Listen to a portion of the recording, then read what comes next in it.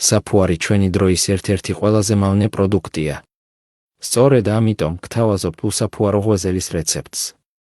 სანამ რეცეპტზე გადავიდოდეთ, მინდა გთხოვოთ გააზიაროთ ვიდეო და გამოიწეროთ გვერდი, რათა სტიმული მოგცეთ უფრო მეტი საინტერესო ვიდეოების ჩასაწერად.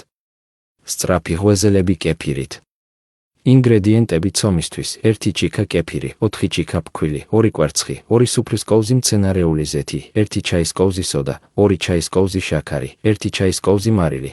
ინგრედიენტები შიგთავსისთვის: 9 კილო ქათმის ფარში, 1/4 ჩაის კოვზი შავი წიწაკა, 1 ჩაის კოვზი მარილი. მომზადების წესი: ჯერ მოამზადეთ შიგთავსი. მზა ფარშს დაუმატეთ სანელებლები.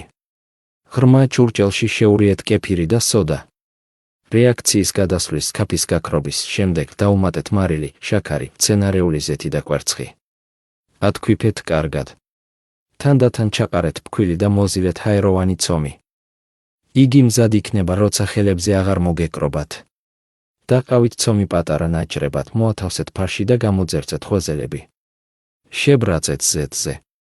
გემრიელად მიირთვით. მოგეწონათ ჩვენ მიერ შემოთავაზებული რეცეპტი, მაშინ გაუზიარეთ მეგობრებსაც.